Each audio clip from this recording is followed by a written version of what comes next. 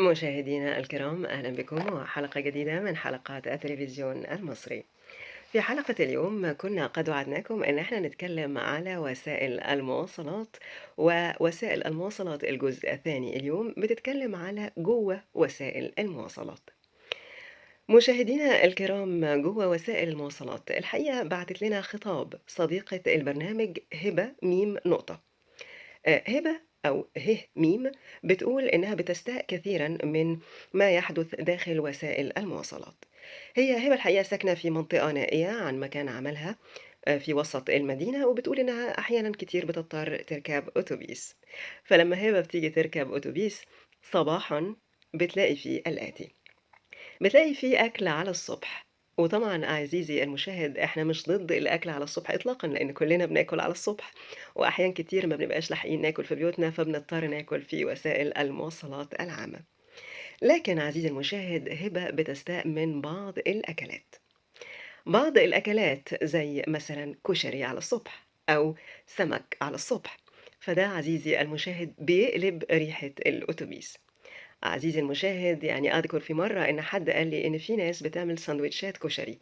الحقيقة أنا مش فاهمة إزاي يبقى الساندوتش يبقى فيه عيش ومكرونة وكمية نشويات عالية إلى هذه الدرجة، ولكن هذا ما يحدث عزيزي المشاهد.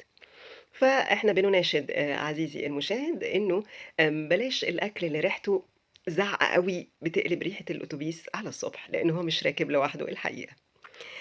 كمان في أشياء أخرى، يعني مثلًا عزيزي المشاهد، في الميكروباص، جرى العُرف في الميكروباص إنه يبقى السائق فقط هو اللي مسموح له إنه يدخّن سجاير، أمّا الراكب حتى اللي جنب السواق فممكن التعليق على تدخينه وممكن لأ.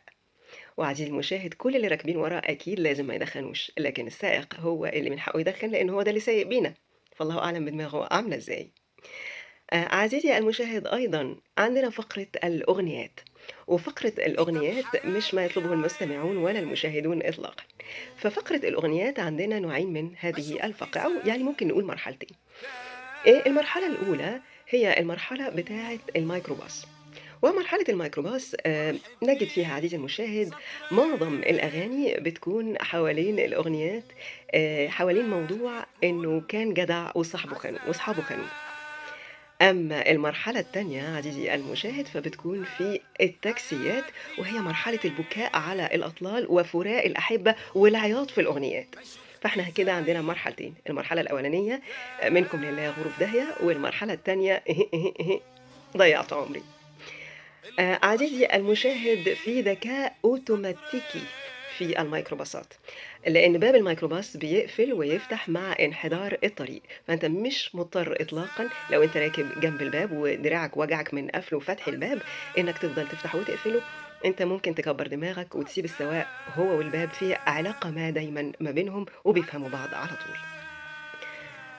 أمّا هواة التأليف فليهم كل الحق وكل المتعة إن هم وهُم قاعدين في الميكروباص يسجّلوا، يعني يا في دماغهم يا على الموبايل يا في نوتة كده صغيّرة ما يحدث داخل الميكروباص في عناوين قصيرة، ولمّا يروّحوا بيوتهم يسترسلوا في كتابة القصص والمغامرات، لإنه دايمًا في حوارات سواء تليفونية سواء يعني مع آمم راكبي الميكروباص وذويهم وأصدقائهم إلى آخره، وسواء الحوارات بتكون مع الراكبين وبعضهم.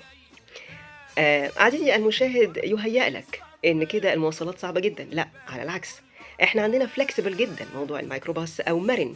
الميكروباص مَرِن بيُقف في كل حتة، يعني كنت طلبت من أعزائنا المشاهدين إن هم يبعتوا لنا كلمة موقف مع نهاية. الحقيقة لغاية دلوقتي ما وصلنيش ولا خطاب، فإحنا في انتظار خطاباتكم على عنوان البرنامج، ولكن هنتكلم عن الميكروباص إنه مكان الموقف عنده مَرِن، أنت بتقول له أنا عايز أقف فين وهو بيُقف على طول.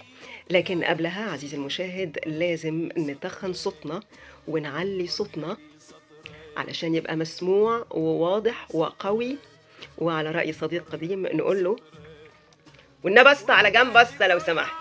شكرا لكم.